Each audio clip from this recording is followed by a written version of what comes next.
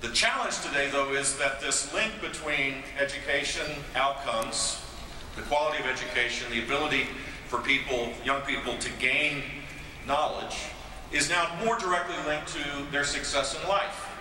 And so as a nation, we have to pause and recognize that this is perhaps the most important issue in all of our communities, to organize ourselves around this very basic fact, that if children don't gain the power of knowledge, irrespective of what their dreams are, they won't have the capacity to be successful in pursuit of those dreams.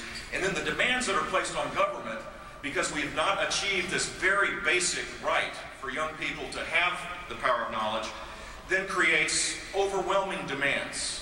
And we have this perpetual cycle that is un-American in my mind. To me, this is the great civil right, and you all as political leaders in your communities need to take a stand and to be strongly supportive of education reform, to move to a child-centered system where children truly have a greater chance of gaining the power of knowledge. We've seen the statistics. The United States, on these international studies, ranked 21st in science, 24th in math, 15th in reading out of the 32 industrialized countries that are tested. We've seen the results, national tests, that show that our country's education outcomes have not met this great challenge, and we need to do something about it. There's no disputing the impact of a quality education on the downside. If you think about the staggering facts that 90% of people on welfare and 75% of people on food stamps are high school dropouts. 85% of kids that enter the juvenile justice system are functionally illiterate. And 70% of the inmates in our overcrowded prisons can't read above a 4th grade level. The Hispanic communities and the leadership that is represented by this great organization are the largest group that could impact this change. And in fact, Hispanics 20 years from now, as they leave the education system and move to the workforce, will be the dominant. Thank God. This is something that should be of great celebration. The dominant factor for our success as a nation.